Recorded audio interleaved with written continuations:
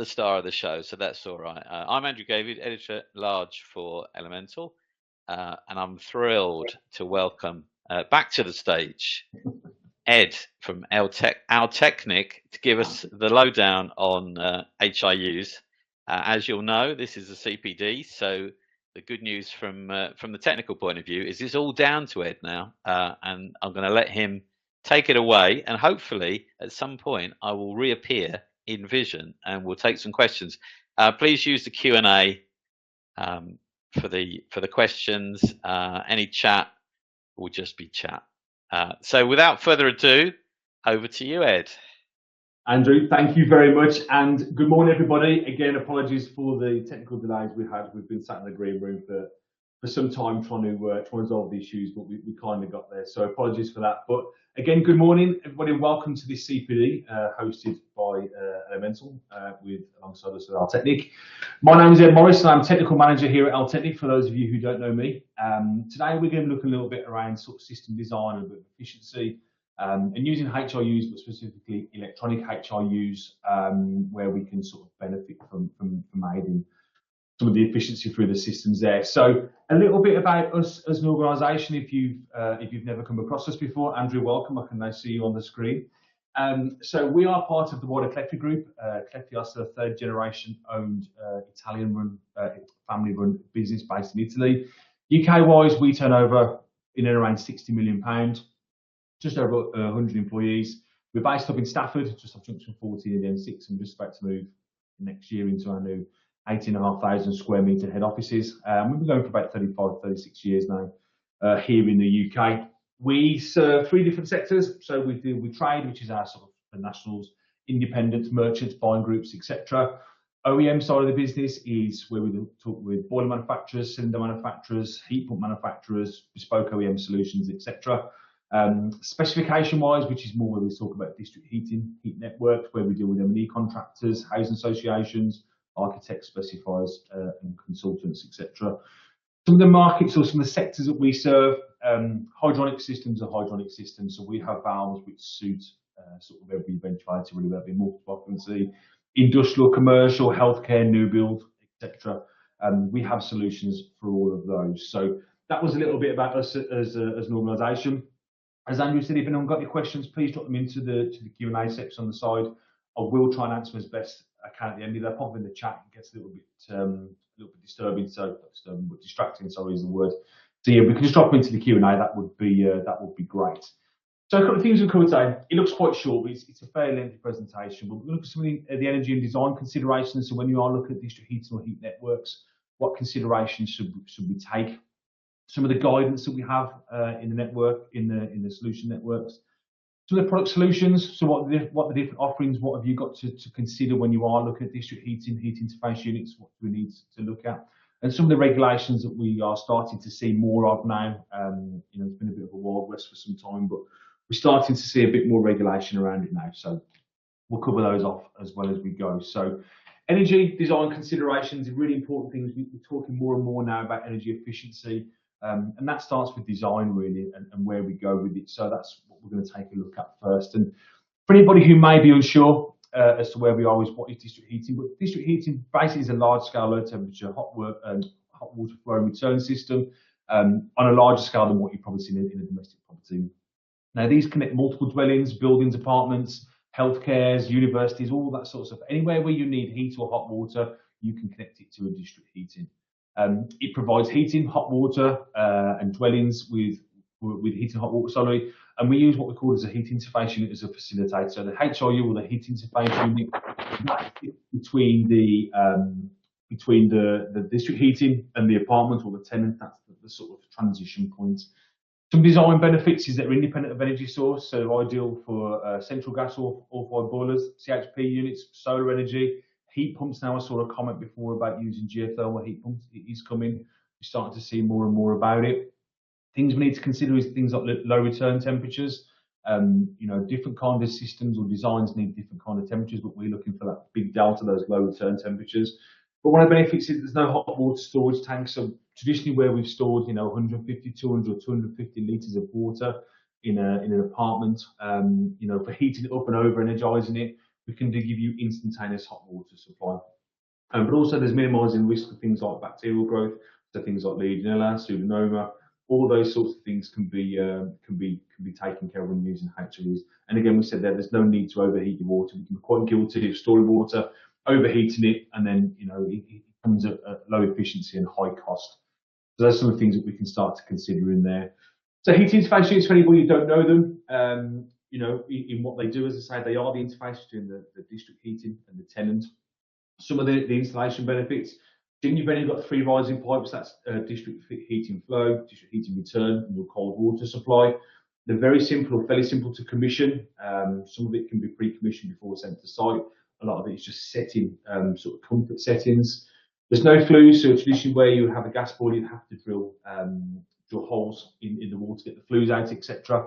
There's no need for flues, and there's also no need for gas pipe work. So you haven't got this tendency of installing gas and using the certification to sign it off. There's no gas perk required. And some of the operational benefits is that you've got real energy efficiency in heating control because of the way that it works. Got ample hot water on tap, so they are instantaneous hot water supply. With the right design, with the right HIU in place, you will get ample hot water on tap. It will never run out. Single apartment billing, so everybody can be individually billed for the energy that they use. We use what's called heat meters, so we can individually bill everybody there. And they are relatively maintenance free. There are obviously maintenance that needs to be looked at, but considering what you'd have to look at, say for instance on a traditional gas boiler, it's very much a minimalistic approach when it comes to maintenance on heat interface units or HIUs. So some of the considerations that we should take when we're looking at installing district heating or heat networks, your return temperatures, what are they going to be? You need to set those so you can get design parameters right. We're looking for that nice wide delta T, that low return temperature. System design it to make sure that you've designed it for low temperature. So you've got really using things like CHPs, etc. Make sure you design it for that low temperature return. Bypassing and preheat, key. Something we will look at when we look at the design considerations throughout this presentation is the way that we use bypasses, the way that we use things what's called a preheat for a comfort setting. Those are really key. Pump control is probably one of the biggest killers of networks at the moment. Incorrect pump control can mean the whole network can fall over. So we'll take a look at that. Variable speed pumping, gone are the days where we just use constant volume systems where we're circulating a volume of hot water at a certain pace around. We really want to adapt to demand now, and that's where variable speed pumping comes in. Flushing and commissioning, always make sure your systems are clean, they're flushed, commissioned correctly. A big one is diversity factors. If you're unaware what a diversity factor is, a building will not operate at 100% load 100% of the time. So we have to apply what we call a diversity factor. And that is like a sort of calculation as to when the peak demand is going to be. We apply the diversity factor and we size the system to that. It can be anything from 10%, 12%, 15%, 20% diversity. But you have to work out what sort of building you're producing, where your demands are going to be. We'll work it from there. Boiler thermal store sizing, pipe sizing, all that kind of stuff, it's key. We don't want to be heating and storing more hot water than what we need. We don't want to be oversizing our pipe work. We want to start increasing velocity. We want to start increasing flow rates, reducing the amount of heat loss, etc. We can do that by correct pipe sizing and the correct energy metering as well. So when we're using energy meters, we're looking at what we're using. We tend to have an energy meter in the plant room or the main heat source energy center. We can see what's going on there. Each individual apartment will have its own energy meter as well. That will then give us the ability to be able to work out what the energy center is doing and how efficient the network is by what we're using from a tenant perspective as well. So quite important that we use the right energy meter when it comes to those considerations. Low temperature returns is something that we keep talking about. The lower the return temperature, the more efficient the network's going to be, because the lower return temperature means we're extracting the energy that we're using. Often we get conversations with engineers on the phone, and they'll call through to our technical line here, and we'll say, okay, well, the HIU is not performing as it should do. We'll ask them to check their flow and return temperature, and they'll say, yeah, I've got a flow of 70, and I've got a return of 68, so it's really good. It's not. We need that delta T to be as wide as possible. We don't want to be not using energy we're producing. So the colder or the cooler the return, the better it may be. There's a lot of lessons that can be learned from Scandinavia. It's a real big industry over there, district heating. I think 60 or 70% of their whole country runs off district heating. We've got part L of the guides of conservation of fuel and power, how we can start to look at things like that. You know, running radiators below 50 degrees, plate heat exchangers below 40 degrees, storing cylinders, you know, all cylinders below 40 degrees. All this sort of stuff is where we're starting to look at lower temperatures, etc. We've got the CIBSE CP1 heat network code of practice. We've got the BISRA HIU standard and the heat network one, which is BG62. We've got the visa testing now, which is becoming more and more prevalent, especially from us as a HIU manufacturer, people looking for those visa test results. There is no pass or fail at the moment on a visa test. It is you publishing your results to show how efficient your HIU is. You can take away those figures and work out what's going to be best for your solution. Things like VWALT. So VWALT is value weighted average return temperature. It takes an average return temperature of the HIU in different scenarios. So in heating mode, in preheat, in domestic hot water production, etc. All those sorts of things calculate the VWALT. And it's not always just about your domestic hot water. You can get real good low return temperatures using domestic hot water because you're producing so much energy, you're taking so much energy out of the system, you know, because we're taking that cold temperature of 10 degrees from the cold, put it through the plate, raising it up to, say, for instance, 50 or 55 degrees. So we're extracting all that energy from from the district heating. So you will get really good return temperatures, but it's not just about the domestic hot water. You've got to look how it works in heating mode as well. So how can we look at it? Return temperatures, how can we look after the return temperatures when it comes to a system design perspective? First of all, you've got to minimize the amount of system bypasses you have. The more system bypasses you put within the system, you're just creating an open loop between the flow and the return. You're just sending hot water straight back down the return. Your system's going to become inefficient. The way you control your bypasses is important. You are going to need them on the system. So minimize the amount you have, but also consider the way you control them. Are you going to be using things like, you know, I've seen them as crude as people using 3 ball valves in a bypass, and they'll quarter turn a ball valve and that will give them a bypass. It doesn't work. Are you using things like differential pressure control? Are you using thermostatic control for your bypasses, flow regulation for your bypasses? All these considerations need to be taken when you're looking at how you're going to put your bypasses in. Separate flow and return headers, not a combined loop, so keep them separate, put your bypass in between, a correctly controlled bypass between the two. Variable speed pump control, so again, we spoke about it previously. We need to be able to control the pump. The pump needs to know exactly what it needs to do to control the system. There is no point fitting an index sensor right next to the pump. It has no idea what's going on in the system. We have to fit them out remotely to ensure we get correct readings across the board. Maximizing your radiator surface temperature, you see a lot of people now, certainly when we start to talk about things like heat pump installations, people saying, oh, I've got to install really big radiators. The bigger the heat surface or the bigger the heat transfer surface, the more you're going to extract, the more energy you're going to be able to take from the system, the more efficient your system is going to become. And utilising things like underfloor heating, you imagine the size of the downstairs of a property, that sort of heat extraction zone that you've got is huge. So if you can utilise underfloor heating, we can take more energy out there. It's you know, another key feature when thinking about designing dwellings. Are you going to use panel radius control? Are you going to use underfloor? Are you going to use both? Make sure your design takes all that into consideration. But also be careful when lowering the primary flow temperatures. We've seen before multiple conversations about lowering the primary flow temperature, the energy source into the HIU to make sure that we're getting, you know, energy efficient because we're not overproducing heat. But it comes at, you know, a consideration that we have to take. It's not always about the delta T when it comes to so it's all about the delta T when it comes to low temperatures. Lowering the flow temperature increases the required flow rate. So the lower temperature you put, the more flow rate you're going to have to put through the HIU. Lowering the flow temperature increases the return temperature because we're not extracting as much energy out. It's difficult. The heat transfer is a lot smaller. And heat loss is a function of a pipe diameter. So when we start to consider heat losses, the bigger the heat, you imagine a piece of pipe is like a radiator. So the bigger the surface area of that piece of pipe, the more heat loss you're going to get through it. So, you know, correct pipe sizing is going to be key to that. We look at things like return temperatures. So 80-45 is better than 70-40, and 80-45 is even better still. We don't really tend to work at temperatures of 80 plus anymore. It just goes to show, you know, that the wider the delta, the better it becomes.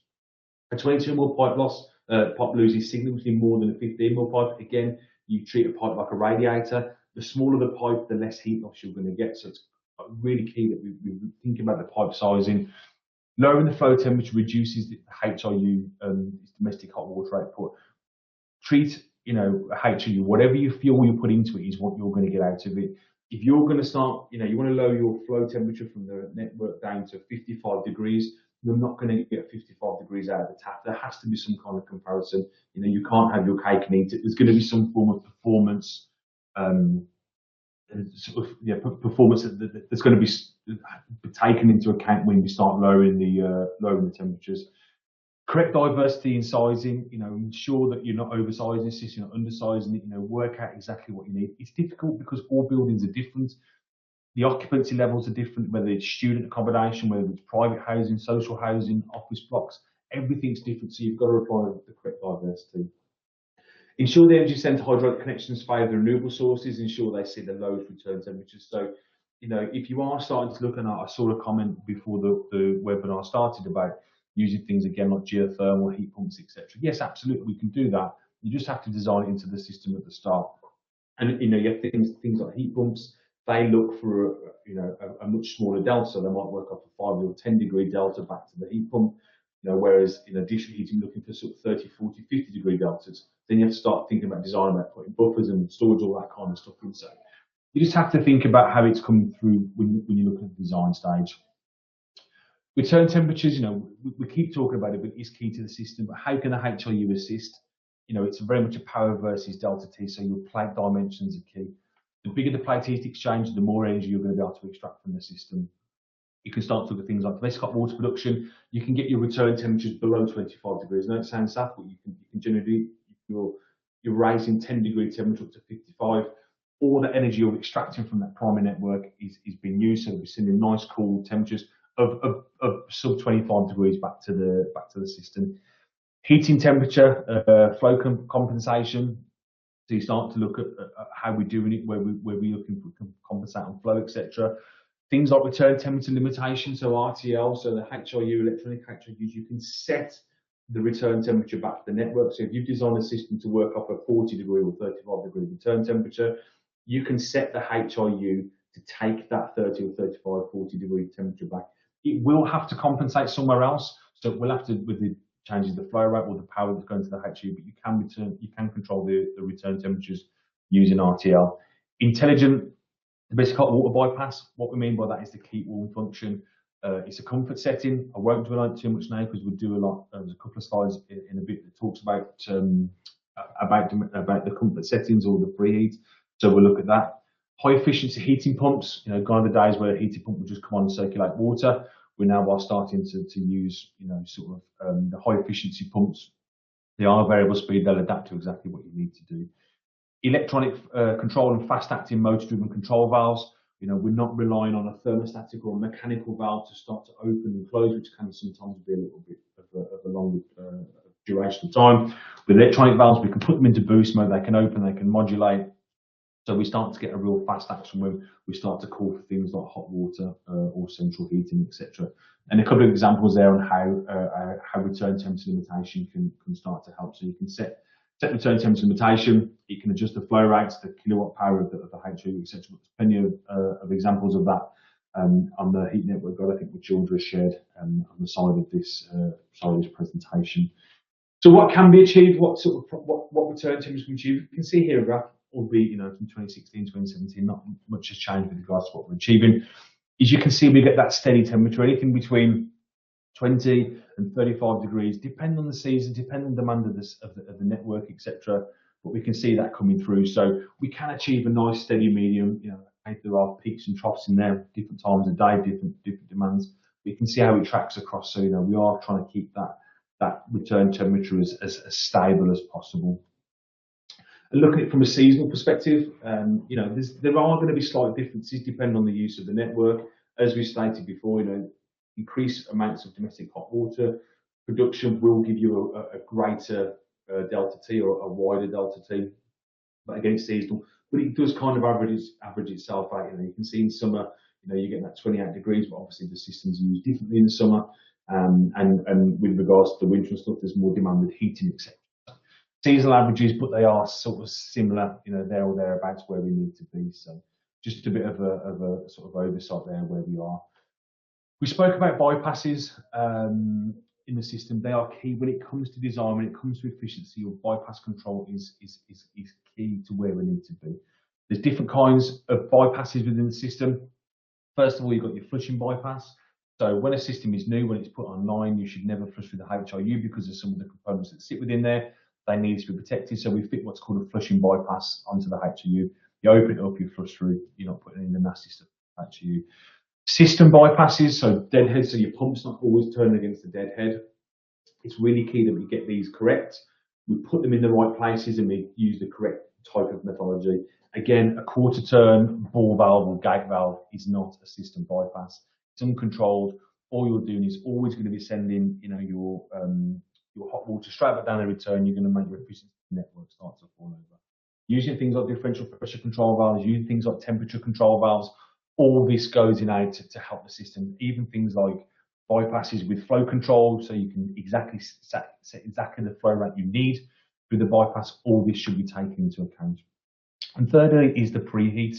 It is a bypass. Whenever you're using things like preheat, it always acts as a bypass. So although it's a fantastic function to have and something we'll talk about in the next couple of slides, you have to remember it is still a bypass. We're still just creating a link between the flow and the return. The return temperatures start to increase. So what we should look for is your bypasses, at the end of laterals. This is what we're trying to move away from. What tends to happen when you get your bypass in the laterals is that your radiators, your corridors become radiated, they become overheated. All that pipe work that we're sending around the network all sits in a roof space. There's often multiple times I go into apartment dwellings, etc. The corridors are really hot, they're really overheating because the way that we're controlling the system is not necessarily correct. So we have to make sure that we correct it right, and bypassing the laterals is not always the best way to go about it. To keep one function, we've spoke about this previously, so we're going to talk a little bit about it now. Is it needed? What is it? What does it look for? So it's a minefield. It really, really is. For people who don't know what the keep warm function is, the HIU has the capability to keep its plates hot all the time. So if you use it in layman's terms, if you live in a block of flats and there's 600 flats, and you live in number 600, it's on the 15th floor, and you're the furthest away from the energy centre. When you run your hot tap, it's going to take a period of time for hot water to come out because the network is going to cool down at some point. You've then got to reintroduce that hot water back to the network. You've got to heat the plate up. You then get your hot water. So what we call a preheat function is we're always keeping the plate heat exchanger hot. There's different ways of doing it, but we have to make sure that we understand what those are. First of all, we have things what's called a trickle bypass. A trickle bypass is a constant loop through the plate heat exchanger to keep it warm. It's really good because you're keeping your plates hot all the time, but you are creating an open bypass between the flow and the return. So, something like 100 litres an hour, would you class that as a trickle? I wouldn't want it dripping on my kitchen floor, on my bathroom floor, so you've got to think about what it is. Why is it needed? And we spoke briefly about it. Slow acting HIU control valve. So if you've got slow reaction time, it's going to take even more time to pull the hot water through. If you've got long and oversized lateral pipe work, we spoke about pipe sizing. Pipes are basically radiators when it comes to that. If you've got a larger pipe, the water's going to be moving through it a lot slower. So, it becomes a lot less reactive. The smaller the pipe work, the less heat loss, the quicker the velocity of water you're going to be passing through. Long and oversized domestic hot water pipe work, so the hot water pipe work actually going around the dwelling itself. Have you piped all in 22 mil? Can you get away with putting 15 mil in? You're going to increase the velocity. You're going to increase the minimum time it's going to take for water to this thing. So keep warm is a real key feature. It's really good. It's great for a tenant. They're always going to get hot water on demand, but there are some downsides. I think it's important you understand what those are. Your increased energy usage, you're always going to be using energy. So as a tenant, you're paying to keep that plate heat exchanger warm all of the time. You are decreasing the network delta things. We've always spoke about having that wide delta. If you've got your preheat on constantly, you're just passing hot water straight back down the network. Increased network losses. The more temperatures that we've got there in the system, the higher the losses are going to be. The bills for the tenants are going to be higher because they're paying for the energy. With CIBSE, if I'm looking for a 15% losses, are you going to be able to achieve that when you've got heat warm functions on? And should you rely on something that the tenant owns with restricted access to make the system work? So if your system's not designed properly, if you're not getting the right amount of hot water to the right place at the right time, should you then be passing that burden on to the tenant saying, okay, well, our system doesn't work, but I can make it work by turning on your preheat, but you're going to pay for that. but it'll make the system work. It's just something to consider when you're designing it. Pipework sizing, pump control, all that sort of stuff is key to make sure we don't have to always necessarily use the keep warm function as a go-to thing.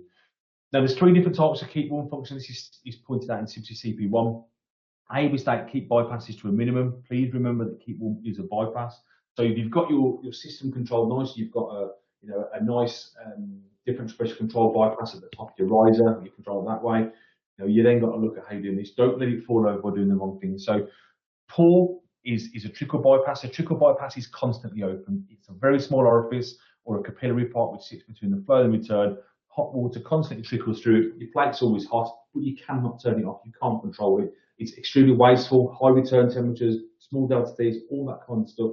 It's not necessarily right for the network. You can get it better by using what we call temperature control. So what happens on a temperature controlled bypass is once the plate heat exchanger reaches a certain temperature, it will start to close down. We'll go what we call setback temperature.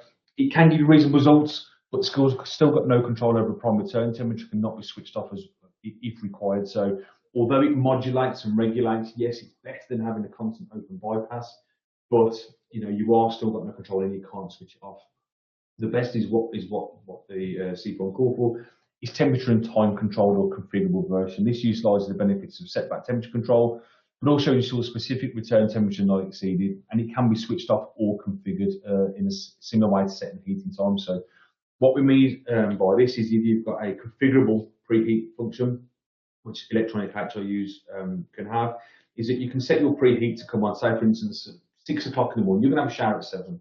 Set your preheat to come on at 6 o'clock in the morning. Your plate will be nice and hot by the time you have a shower. If you know you're going to go to work or go out at 7:30, 8 o'clock, you switch it off at 7:30. You can cool down throughout the day. You're not paying for any energy that you're not using. You can then come back on the evening when you need a shower again. So it's exactly the same how you set your heating or hot water at home. You can do that with the programmable or configurable preheat. So you're not paying for it, you're not using, but it's controlled and it's very minimal. So the amount of bypass in the system becomes massively reduced at that time. So just something to consider: poor, better, and best. So trickle bypass, temperature controlled, and temperature controlled and configurable. Those are things to consider when we're going to there. So the preheat function is the impact it can have on the network. We can see here. So the red on the top is the flow temperature. Then what we have there is the preheat coming on off. So you can see where the return temperature starts to increase, decrease, increase, decrease. That's just it coming on and off, on and off, on and off, working its way through. So you can see it does have a spike on the return temperatures of the network. You can see when the flow rate increases, the temperature increases because we're putting that hot water through the network. So again, just something to consider. You can see it from the graph there that you will get increasing return temperatures when using things like the preheat function. Bypasses, we spoke about bypasses, we spoke about saying about flushing bypasses, etc. And this just goes to show the impact it has. This is a live example of something we took on site. So you've got 161 apartments. 2 of those had the flushing bypasses left open. And you can see what impact that has had on the district. So all of a sudden that return temperature has gone from a stable sort of maybe average of around 40, 45 degrees, has now jumped up to 65 degrees. So that return temperature is now massively high. And that's just 1 or 2 bypasses being left open. So it's really key that we minimise bypasses, but if you are using things like flushing bypasses, always ensure that they're closed down so that they're not returning hot temperatures back down to the network. So bypasses are key. So what have we learned from things like Sweden and test data? So preheat has a significant detrimental effect on the efficiency of the system. So when we are talking about efficiency, keep that preheat to a minimum. Depending on the selection of the HIU, preheat can increase system loss up to 45%. So we're looking at, by CP1, we're looking for 15% system losses, but we can increase up to 45% when using things like preheat. So what have we learned? So now generally accepts that any HIU should have the capability of the preheat to be turned on or off. Pump bypasses should be at the top of the riser, not the end of the laterals. Be careful with long lateral pipe run lengths. You're just acting as radiators, you're overheating corridors. Minimise lateral pipe diameters. Keep the pipe work smooth and keep the velocity high. Delays in response times at taps can be exaggerated by mechanical HIUs, so we're waiting for control valves to open, waiting for thermostats to react, etc. Proportional mechanical control valves can cause delays for over 90 seconds, so you can be waiting for all that time running water before it comes out. A non-proportional boost function of electronic HIUs minimise this delay, and it can be less than 20 seconds. So on electronic HIU, we see the demand the control valve will open fully, what we call a boost function.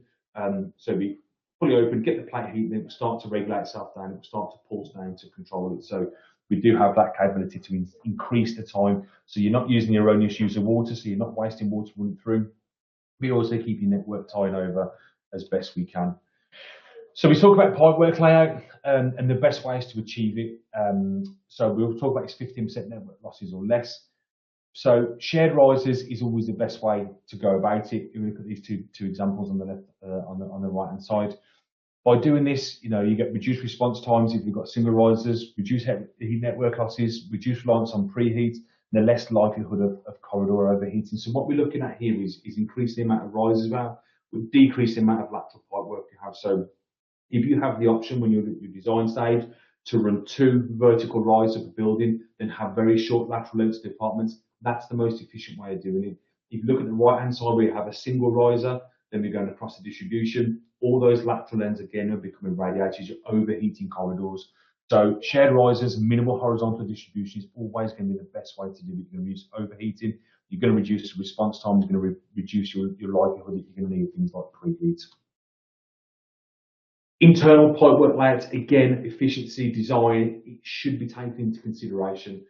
So the worst way we can do it is a single riser, long laterals, and then the position of the HIU within an apartment itself. So if we look at this design, we've got a single riser, long laterals, the HIU is located far inside the apartment. So if you think where the pipework drops in, if you've got a certain size apartment, you bring your apartment in one side and the HIU is all the way across the other side, it's no good efficiency.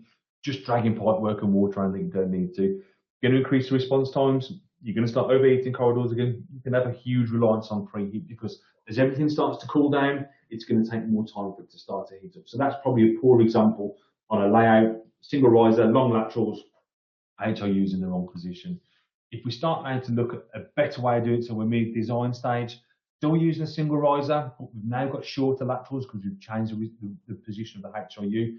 We are going to start to reduce response times. We're going to start to, so we're still going to have corridor overheating because we've still got the pipework in the corridors, and you may still require preheat when it comes to this. So again, single riser, position of the HIUs, get it closer together, get it better still. So that's a better example. But if we now look at a better example of how to do it, the best way of doing it, called CP1, multiple risers, shorter laterals, so we're not overheating. You're going to have really fast response times, much lower heat losses. You're going to have the least reliance on preheat. So the more vertical rise you can get through a building, the least lateral runs, the closer you can put a HIU to where those laterals are, the better you're going to be for efficiency, and the design is going to be much better when it comes to the way the system runs over time. So again, multiple risers, less lateral pipe work, and keep your HIUs as close as you can to those risers. It's always going to benefit you in the long run. So a bit of CIBSE Guide. So this is the guide by CIBSE. That's the variable flow pipework system. If you've not seen those before, it gives you an indication of your pipework sizing using variable speed or variable flow systems, etc. Take a look at that. That'll give you some information as to where to look for things like that. Again, back to pump control. Once you've got your pipe sizing right, all that other stuff is correct. Your pump location is key. Your pump sensor location. As I said before, there's no point putting a pump sensor or to control seconds differential pressure of the pump. Don't put that just on the suction side of the manifold, because it's going to see it satisfied its differential pressure. It's going to switch off. It's not going to know what to do. What the pump needs to understand is doing is what's going on exactly out in the remote parts of the system. So we always fit what's called an index sensor at the furthest point where we need to achieve a certain power rate or certain differential pressure. So we'd be using Altecnic HIUs. We need a minimum of 50 kPa to work our HIU. We would set at the index sensor, we'd say, for instance, set 60 kPa. So we know at the furthest point of the system, we're going to achieve 60 kPa. So the furthest HIU is going to get the right pump pressures, the right amount of hot water, the right pressure, the right flow rate at the right time. We can control that with the index sensors. That's what's really key. Anything that then becomes close to the energy sensor, we know we can have ample things like differential pressure for it to work. So your pump control is key, and always make sure you've got your pump controls correct with your index sensors, etc. A pump, again, if the index sensor in the wrong place, you're going to achieve the right amount of pressure at the wrong place. So, you put it on the central location, all of a sudden you've got pipe work. You're hitting a certain differential pressure at a certain point, the pump then starts to tally off. You're going to have high differential pressure. Work you require, then it starts to tail off towards the end. So that's just a bit of a curve to show, you know, what happens with the pump as it starts to deteriorate down through its curve. So when we look at the balancing side of it now, we start to talk about efficiency. We start to talk about how we can use the HIUs to impact on the system. There's two different types of HIUs that we have. We have what's called a direct and an indirect. So direct is direct fed heating, straight from the district heating. Indirect has got hydraulic separation via a plate heat exchanger. Those are two schematical views of the differences between the two. We can see a plate on the indirect and no plate on the direct side. So there are pros and cons to both, you know, depending on what you're looking for from the system. We can have a look at those. So when it comes to your domestic hot water production, both work in exactly the same way. We have a single plate heat exchanger which sits between as the buffer between the district heating and the outlets. Generally, or not generally, the domestic hot water plate heat exchangers will be a lot bigger than the heating plate. The bigger the plate, the more energy you're going to be able to extract. We have a plate heat exchanger in the range, which if you know, we talk about low temperature, if you put 55 degrees into the primary side, you're probably going to get 50, 52 degrees at the tap because the plate is big, it's long. There's a large number of plates in the actual plate heat exchanger itself, but the length of it, so the water stays in it for a longer period of time, the bigger heat transfer which takes place. So domestic hot water production is the same whether you're using direct or indirect. There's always hydraulic separation between the two. So some of the solutions we have, you know, believe it or not, that is a plate heat, a HIU. It's got control, it's got a plate heat exchanger, it's got a bit of thermal control, it's got a heat meter. You know, there are risks out there that these sort of things exist, so we have to be sure that what we put into the market is a lot better. Some of the functions that we have now on HIU, so we have those visually, those pictures are a direct and indirect unit. The unit on the left hand side, twin plate heat exchanger, so that's an indirect, and the one on the right hand side, single plate heat exchanger, so that's a direct. Electronic control always gives you greater control over what you're doing. Things like RTL, return temperature limitation, built in because electronic HIUs can control that. Flow rate limitation, if you want to balance your system, so we go back to the system balancing side of it, you want to be able to control the flow rate. Because every demand is different, it's going to require a different flow rate, but you can set your flow rate into the HIU, so you know exactly if all your HIUs are running, exactly what flow rate they're going to take. You've got your Modbus outputs, whether that be for monitoring, for system control, etc. Fault finding, you've got your Modbus. Remote commissioning, so you can talk back to them because they're electronic. You can, with software available, you can connect to HIUs. You can then, you know, instead of putting a man in a van all the time, you can do some initial fault diagnosis or commissioning for the HIU remotely. Modulating with fixed heating flow temperatures, so you can choose which way you go with that. A pump safety bypass, and that's internal pump safety bypass, so the heating pump has got its own built-in bypass, so you don't need to consider that. Things like clamshell insulation, so we're keeping the HIU nice and warm, we're minimising the heat losses through there. Intelligent primary bypass, and what we talk about that is that preheat function again, because it can be turned on and off, it can be controlled. It's the best way to go about it. So, you know, the capacity-wise, we're up 75 kilowatts of hot water production.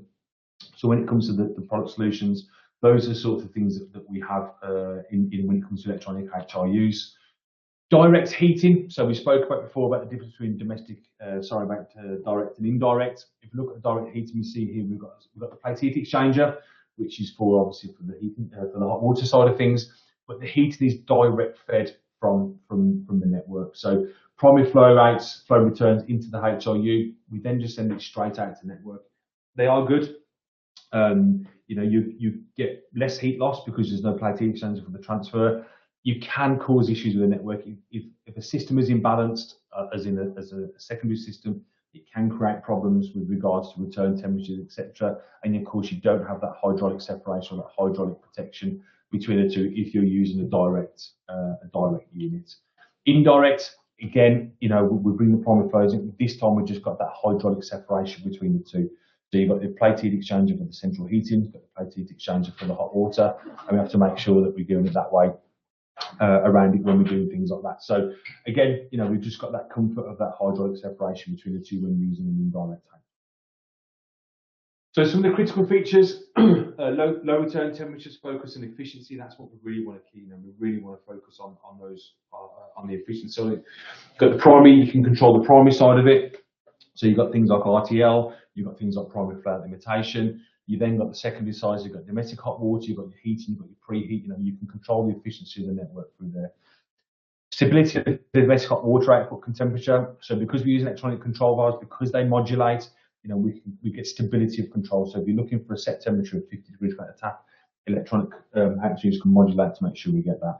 Anti-scaling measures, really key feature when it comes from a maintenance perspective. The pump and the control valves will cycle every 24 hours to ensure that there's no seizures, no scaling of the valves, etc. Fast reactive control valves, as soon as you get demand, we can start to produce the heat. And there's also additional measures in there which can help. So, anti-scale plates, the way that the valves modulate, all that kind of stuff. But also ease of maintenance. So when you are looking from an overall perspective, looking at your CapEx, you've got your OpEx. When it comes to design, the way that the HIUs are maintained, is key to when it comes to as well. As you can see from the picture there, everything is accessible from the front. Although the plate heat exchangers looks like they're tucked behind, it's a simple case of removing the Allen key screws and removing them from the front of the HIU. So from a maintenance perspective, it is key that you consider that as well when it comes to the design and the efficiency of the network.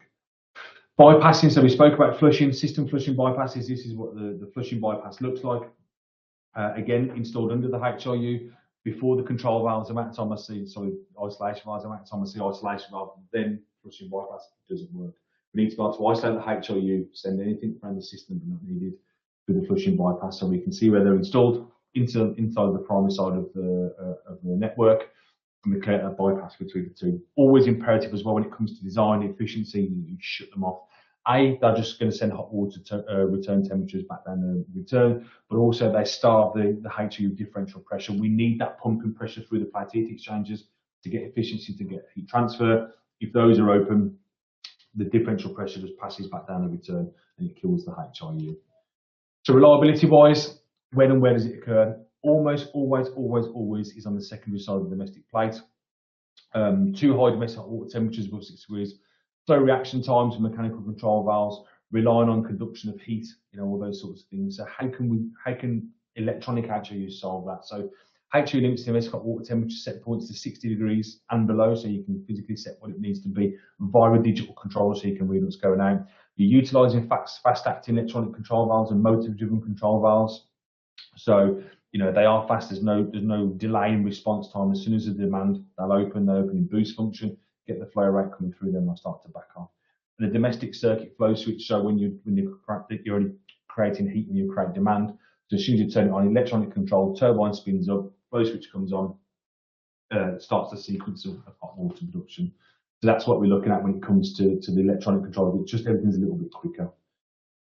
So we're looking at back to the network design things, constant volume, old hack, but I still see to this day systems being treated as constant volume systems. We've got pump speeds, etc. But the pros of it, simple control values, easy to understand, the control and the flow only. But some of the cons of it, you're manually balanced, you're increasing energy usage, increase the number of control valves, terminal unit bypasses, lengthy time consuming commissioning processes, and again, you're only controlling the flow. So that be a pro and a con. When we start to move to variable volume systems, which is where we are now with variable speed pumps, so the pros, multiple control methods, multiple control types, more complex pump requires methodology. The pro and cons are one around here. But some of the pros of it are energy saving, so the pump and flow match to the system demand, that's variable speed pumping. Constant volume systems run at full demand all the time. We don't need that, we just want the demand when it's required. The pump relation to halving the flow rate requires an of the power, so you start to reduce the flow rate, start to reduce the power that you need. You're reducing your thermal losses, and you're controlling flow and pressure on variable speed. You're putting a huge reduction in capital costs, so reduce the number of control valves, no terminal unit bypasses because we're just treating it on demand. Automatical self-balancing, therefore simpler commissioning. So although the pros and cons are wrong, I apologise for that. The pros on a variable volume system massively outweigh the cons. It just makes everything a lot more efficient and a better way for it to operate. So always means start with a don't just put your pumps on constant speed. I see it all the time. 2 pumps, duty standbys, all 4 head run at any one time. It just doesn't work. So you need to get that variable speed doing. So some of the regulations that sit around, there's a lot more coming through now than there has been for a long time. Obviously, there's the green energy director and stuff that we're working for, but there's regulations, recommendations, renewables target, production commitments, advisory bodies, government incentives. they're all sort of starting to go around. So, you know, back in the day where the Kyoto agreements, we've got the Climate Change Act, we've got the carbon reduction targets, which do keep moving, Clean Go strategy, the UK heat strategy for the future of heating, the London climate change and mitigation strategy, the heat network delivery unit, which is part for energy and security, the London environment strategy, the heat network investment project, which is handed. There are plenty going on. We've got the visa testing, etc. So there's a lot more that goes on now when it comes to regulations and where we are. Granted, they are still moving targets. I see that all the time. You know, we had the one with electric cars and gas boilers not so long ago, but we are still sort of driving towards it. So, you know, heat networks are going to play a key feature when it comes to driving towards the end of that net zero, etc. The visa test regime, something we spoke about. It's a good thing for us as manufacturers. What it's doing is taking the badly manufactured, the poor performing units out of the market and bringing a bit of stability and a bit of sort of professionalism to where we are. So gone are the days where you could just put anything on the wall, claim it to be a HIU. That has now massively changed. But there's other things as well. So improving energy efficiency and carbon reduction. You've got the building regulations, that's a Part L. You've got the CIBSE TM39, CIBSE KS7, CIBSE AM12, the Carbon Trust, CIBSE Heat Networks Code of Practice, the CP 1.2 now, which is the BSRI HIU network, Heat Networks Guide BG62, and the visa test regime. So again, there's more and more coming around now that we can start to talk about when it comes to regulation around the networks. So summing up, you know, it's a holistic approach when it comes to a district heating. Don't oversize, you know, make sure you get your pipe sizing correct. It's the best way to do. Accurately calculate domestic hot water loads. Don't have a nice to have, work out exactly what you need to have. Ensure the accurate balance of the space heating. So when we talk about your heating system, make sure that's designed or balanced correctly to ensure that you're working with the network. Optimize the pipe work layouts. Increase the velocity of the lateral pipe work. You know, 500 pascals a meter, you know, can it be achieved? We tend to work off about 200 at the moment, but can we increase the velocity? Utilize 15 more domestic hot water pipe work for the vast majority of apartments. You know, you don't need to use 22 more, increase the velocity through there. Locate the HIU as close to the corridor as possible, and next to the majority of the outlets. Minimise the number of bypasses. Again, we spoke about bypasses at length. They're just an open link between the flow and the return. We need to make sure those are reduced. Correctly control any system bypasses. There is a requirement for bypasses, but the ones we have to make sure they're controlled correctly and control your pumps from the index. You know, that really is key to make sure that we've got it working as best we can. The system is working as it should. And that is me done. Andrew, you still awake? I was just about to congratulate you, Ed, because you've spoken without hesitation for 47 minutes, which is incredible. Really? I reckon you should get a prize or something for that. The thing is, I've got a wife and 2 children at home who don't let me speak, so when I come to work, I just speak as much as I can because it just aids in my own therapy, I think. So. It's what's interesting is on these webinars, I often end by saying, well, what's the key takeaway? I've written about 9 down already here.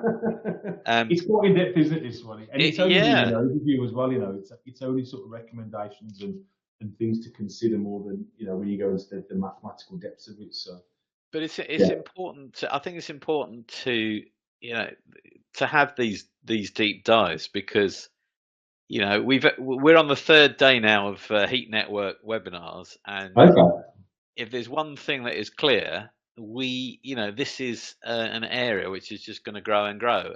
You know, there's a lot of money available now for heat networks, so it's important to get them right. Exactly right. Exactly. I've got a question. I've got a question from the audience. I'm going to throw at you. Then we'll continue the chat. So, any tricks to lower the flow temperatures returning from the radiators to balance the flows?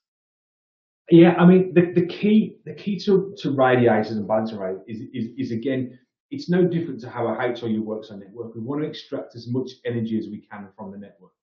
So the way we do that is to slow the water down. So have a right-sized surface area. So make sure the size of the radiator is correct. Slow the water flow down. So when we slow the flow down through the radiator, what that allows you to do is for that heat to dissipate into the room. If you've just got fast water circulating around the radiator, you're not really achieving anything because you're just sending hot water all the way back down the return. But we slow that water down, so balance it correctly. There's different ways of doing it now. So we've used like standard TRVs, a lock seal valve. Still very much a process that people do, but it's a bit laborious. It's not necessarily scientific. We now have presettable radiator valves, so you can predetermine or preset the flow which goes through every radiator, so you can slow it down in that respect. Or even more so, if you want to go into an even deeper depth of it now, is to look at things like pressure independent radiator valves. So we call them dynamic valves. So what that does, problem with radiators, it's a manual balancing procedure. You can set the most perfect system up. If anybody changes one parameter in that system, everything falls over. So you slow the flow down in one, it has to increase somewhere else. If you're using things like dynamically controlled radiator valves, each radiator becomes an independent from anything else on the circuit. So no matter what else happens, whatever flow and temperature you set through that radiator will always remain a constant. So it's about slowing the water down, but using the right, correct methodology. So, old hack is a manual way of doing it. Look at maybe using something like presettable, but even deeper so, look at something like dynamically controlled radiator valves, which will really aid in you getting nice lower return temperatures from the heating system. I've got all sorts of as I say, my key takeaways. See whether I'm right with this. Pump control is key. That's one of the ones I got there. Yeah. Reduce the lateral pipe runs. Absolutely, yeah. This is just a test to see that I've got it all down. and the key one, I think, keep bypasses to a minimum. Yeah. It's interesting what you were saying about the regulations, because the guys from DESNES was saying that there's more regulation coming for heat networks. So yes. I think that's going to be to try and protect the consumer more. But obviously that'll filter down, as it often does, to the technical guys, and yeah, I think there'll be more stuff. No, exactly. And I think that the issue with networks is it's always been a little bit of a wild west. And I think the biggest problem that I see from the time I've worked in district heating is there's no accountability. Is that something can go wrong, whether it be a design stage or install stage, but no one's ever held accountable. There are people who suffer from it, the people who own the network and the tenants, because they're paying for it. So what we need to start introducing is accountability into it at design stage, at install stage, and operating stage as well. If you've designed a system that's going to do X and it's doing Y, well then why is it doing that? And find out the reasons why, and then make it accountable, but deliver what's best for the consumer. That's key of what's coming, because before it has just been a real wild west. And from a manufacturing perspective as well, anyone could put a plate heat exchanger, a couple of control valves and a heat meter together. It's a HIU. Companies, us and others will spend millions of pounds developing HIUs. So we have to have I think last time we spoke, we were talking about how important it is to sort of to note that an HIU doesn't behave in the same way as a boiler, and so the installation, as much as the design, is important. And it's putting the word out and helping to sort of increase the knowledge of what's going in is important, isn't it? And it's again, we were talking about with the other heat network folk about how the skills of heat networks as a discipline, if you like, we need to sort of start really building that as a the process of the operating parameters of a heat network are no different to a normal flow and return system. They're just not. We produce heat, it circulates around, we use that energy, we return it back. That's been the same for years and years and years. Nothing has ever changed. But what we're trying to do now is drive efficiency, but increase the understanding of what we should be looking for. I come from I was a commercial installer by trade. That's what I did. And I had to understand the systems I was installing, how they worked. And I think it's key that we just understand what we're trying to achieve and how we can achieve it. I think is probably the most important thing. It's an opportunity. The way I ended the webinars the last two times was to say the opportunity is great. We just need to get it right, and we need to make sure that we get the technical stuff right. And this all helps.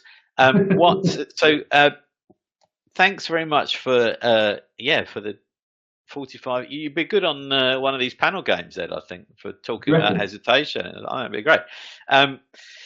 So thanks for your time. Now, I see on the chat that George is doing sterling work in answering all the questions. Steam coming out of her ears over there. I can see them. Sending all the slides and everything. So that I'm pretty sure that can be arranged. So we're all right. We'll send those slides around.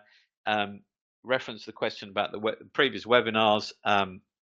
They're available on the Elemental website, which is how I would normally end up these talks, elementaldigital.co.uk. Thanks to you folk at Altecnic for for putting this on. It's a, I think it's great that on the platform we can have sort of big overviews. So we had the DESNES guys, as I say, and then we really drill down into the detail. So it's all there for the people that are working in the sector. So great stuff. Appreciate Thanks. it. We've done an early morning one for a bit of an experiment because we were all busy. It allows us to spend the rest of the day rushing around and making money, I guess. So thanks for all of you who are on the call for accommodating that. I'm contractually obliged to say that the recording will be available shortly on our website. I'm also contractually obliged to say do follow us on LinkedIn and sign up for our newsletters, which come out every day. And of course, I would not be doing my job properly if I didn't mention there's a little show coming up in June next year, which is going to be bigger than ever. Installer show. We're going to be talking about heat networks. That is pretty certain, alongside all the other low carbon heating opportunities. I'm sure we'll be seeing you there. On that note, I'm going to say thanks for everyone for putting up with the technical issues at the beginning. I'm sure you're very grateful you can now see me in vision as well as sound. And keep the discussion going. That's the important thing. And we will catch up soon. So thanks very much and goodbye. Thanks. Bye-bye.